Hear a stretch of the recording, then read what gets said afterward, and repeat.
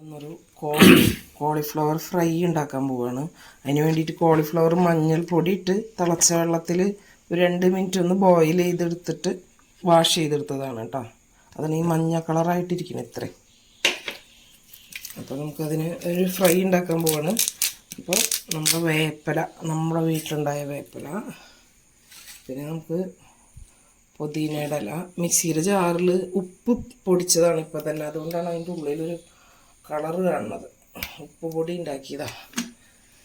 അപ്പോൾ നമ്മുടെ വീട്ടിലുണ്ടായ പുതിനയുടെ ഇലയാണ് കേട്ടോ. അപ്പം ജസ്റ്റ് പോയി പൊട്ടിച്ച് കൊണ്ടുവന്നത്. അത് ഒരു 4-5 പച്ചമുളക്, ഒരു ചെറിയ കഷ്ണം ഇഞ്ചി, പിന്നെ കുറച്ച് വെളുത്തുള്ളി, ഇതെല്ലാം കൂടി ഒന്ന് പേസ്റ്റാക്കി എടുക്കാം.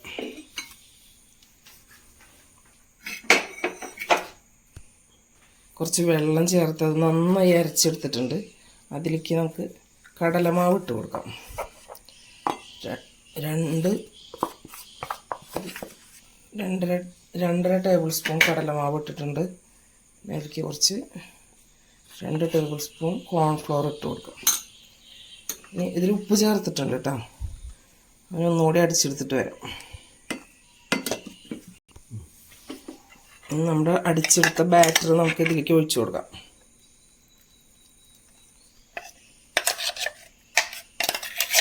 കംപ്ലീറ്റ് ആയിട്ട് വടിച്ച് ഒഴിച്ചു കൊടുക്കാം.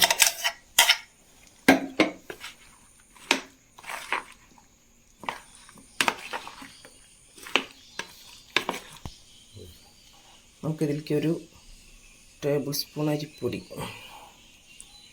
അതും കൂടി ചേർത്തിട്ടൊന്ന് മിക്സ് ചെയ്യാം.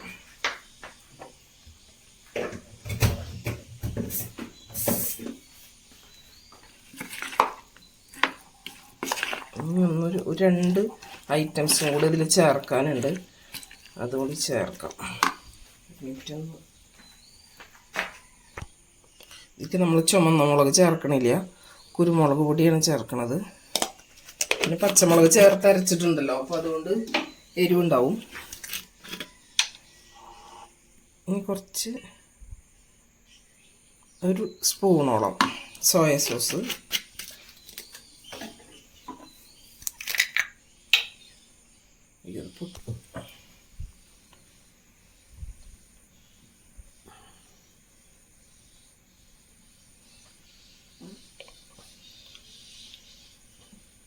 ഒരു സ്പൂണ് ടൊമാറ്റോ സോസും കൂടി ചേർത്ത്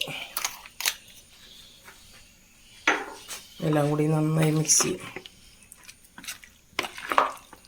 നമ്മൾ ചട്ടി ചൂടാവാൻ വെച്ചിട്ടുണ്ട്.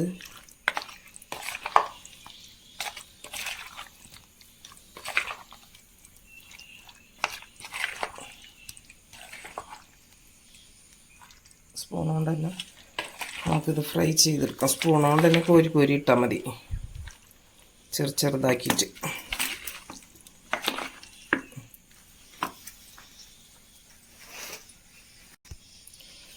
നമ്മൾ ഓയിൽ ഒഴിച്ചു കൊടുക്കാം. റൈസ് ബ്രാൻ ഓയിലാണ് ഒഴിക്കുന്നത്.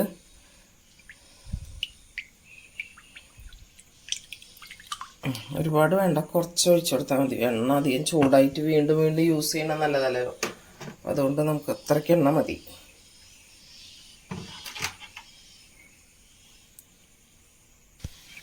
നമ്മുടെ എണ്ണ ചൂടായിട്ട് നമുക്കിനി ഇത് കുറച്ച് ചെറുതുകൾ ഇട്ട് കൊടുക്കാം.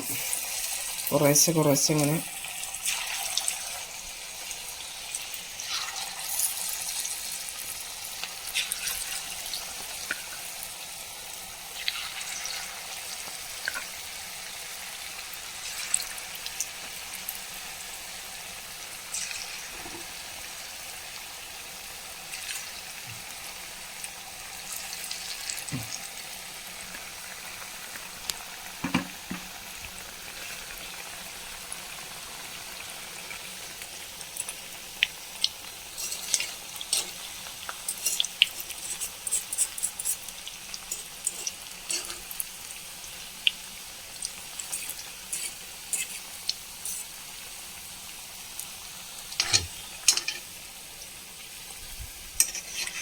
മറിച്ചിട്ട് കൊടുക്കാം നമുക്കിതിന്.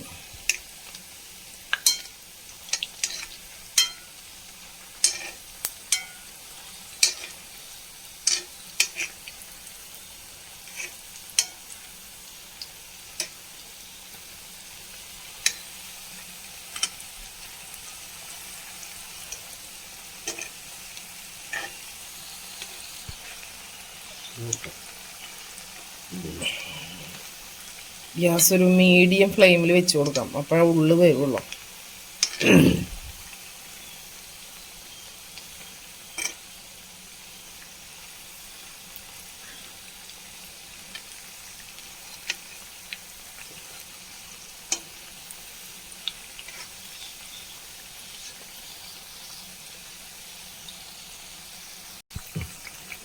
നമ്മുടെ കോളിഫ്ലവർ ഫ്രൈ ഒക്കെ ഏകദേശം റെഡി ആയിട്ടുണ്ട്. നമുക്ക് എണ്ണയിൽ നിന്ന് കോരിയെടുക്കാം.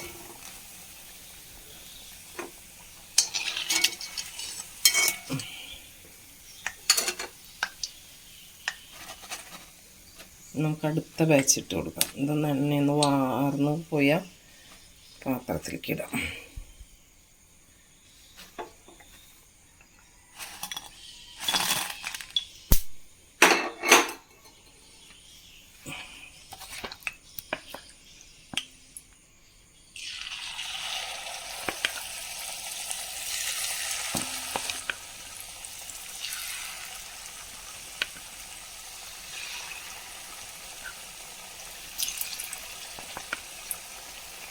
ഒരു കോളിഫ്ലവറിൻ്റെ ഒരു 1/4 ഭാഗം ആണത്.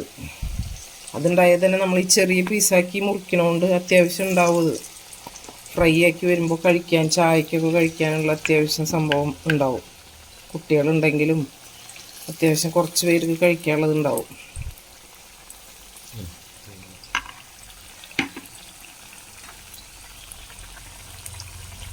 ഇത് നന്നായി ചൂടാവണ വരെ ഒരു 2 മിനിറ്റ് ഒന്ന് ഹൈ ഫ്ലെയിമിൽ വയ്ക്കുക. അതിന് ശേഷം മീഡിയം ഫ്ലെയിമിലാക്കുക. അപ്പോഴാണ് ഈ മസാലയൊക്കെ ഒന്ന് വേഗം അതുമ്മലായിട്ട് കോട്ടായിട്ട് കിട്ടുള്ളൂ.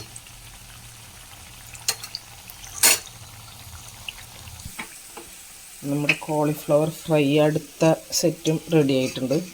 നമുക്ക് എണ്ണയിൽ നിന്ന് കോരി മാറ്റാം.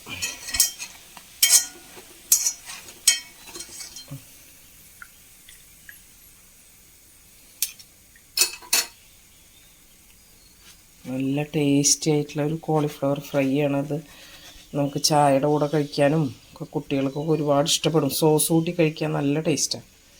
അപ്പോൾ ഇതുപോലെ ഉണ്ടാക്കാത്ത ആൾക്കാരൊക്കെ ഒന്ന് ഉണ്ടാക്കി നോക്കുക.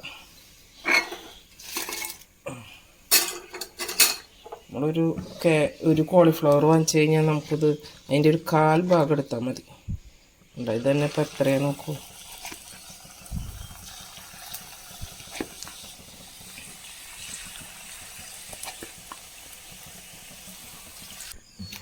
നമ്മുടെ crispy and tasty cauliflower fry ഇവിടെ റെഡിയാണ്. ഇതുപോലെ ഉണ്ടാക്കാത്ത ആൾക്കാർ തീർച്ചയായിട്ടും ഉണ്ടാക്കി നോക്കേണ്ട ഒരു ഐറ്റമാണിത്. പിന്നെ നമ്മുടെ വീഡിയോ മുഴുവനായിട്ട് കാണാൻ ശ്രമിക്കുക. കാണുമ്പോൾ അതൊരു റിക്വസ്റ്റാണ്. കാരണം നമുക്കൊക്കെ ഒരുപാട് എഫേർട്ട് എടുത്തിട്ടാണ് നമ്മൾ ഓരോ വീഡിയോയും ചെയ്യണത്. പിന്നെ എന്താണെന്ന് വെച്ചാൽ നമുക്ക് ഓരോരുത്തർക്കും ഇപ്പം ഇതുപോലെ വീഡിയോ ചെയ്യുന്ന ആൾക്കാർക്ക് അതിൻ്റെ ബുദ്ധിമുട്ട് മനസ്സിലാവും. നമുക്ക് ഓരോരുത്തർക്കും ഒരുപാട് ഫ്രണ്ട്സ്, റിലേറ്റീവ്സ് ഒക്കെ ഉണ്ട്.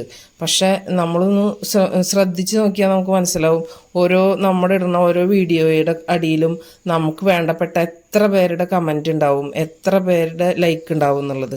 കാരണം എന്താണെന്ന് വെച്ചാൽ ചില ആൾക്കാരുടെ വിചാരം അവരൊരു ലൈക്ക് ചെയ്താലോ ഒരു കമൻറ്റ് ചെയ്താലോ നമ്മളെങ്ങാനും ഇനി വലിയ ആൾക്കാരായി മാറിയെങ്കിലോ എന്ന് വിചാരിച്ചിട്ടാണോ എന്നറിയില്ല പലരും അങ്ങനെ നമ്മളെ അവോയ്ഡ് ചെയ്യണത്.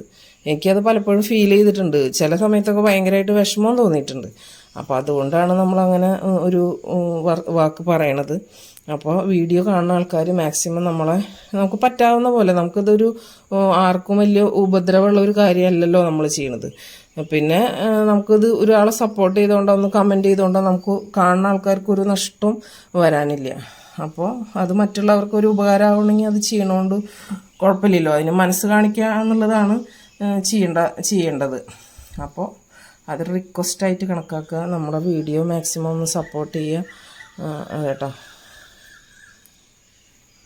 നമ്മളിതിൽ ഫ്രൈ ചെയ്യുമ്പോൾ ആർട്ടിഫിഷ്യലായിട്ടുള്ള കളറുകളോ അല്ലെങ്കിൽ സോഡാപ്പൊടിയോ അങ്ങനത്തെ ഒന്നും ചേർത്തിട്ടില്ല. ഇതിൻ്റെ ഈ കളറ് ഡാർക്ക് കളറായിട്ടിരിക്കുന്നത് നമ്മൾ കുറച്ച് സോയ സോസും ടൊമാറ്റോ സോസും ആണ് ചേർത്തിട്ടുള്ളത്. പിന്നെ നമ്മളെല്ലാം ഗ്രീൻ സാധനങ്ങളാണല്ലോ. നമുക്ക് പുതിനയില, പിന്നെ മല്ലിയില ഉണ്ടെങ്കിൽ മല്ലിയില ചേർക്കാം. പക്ഷെ നമ്മുടെ അടുത്ത് മല്ലിയില ഉണ്ടായിരുന്നില്ല. അപ്പോൾ അതുകൊണ്ട് വേപ്പില, പച്ചമുളക് ഇതെല്ലാം കൂടി ചേർത്തിട്ട് നല്ല ടേസ്റ്റ് ഉണ്ട്. ശരിക്കും നമ്മൾ കടയിൽ നിന്ന് വാങ്ങിക്കണ പോലെയൊന്നുമല്ല. ഇതിനൊരു പ്രത്യേക ടേസ്റ്റ് തന്നെയാണ്. തീർച്ചയായിട്ടും ഇതൊന്നും ഉണ്ടാക്കി നോക്കണം കേട്ടോ.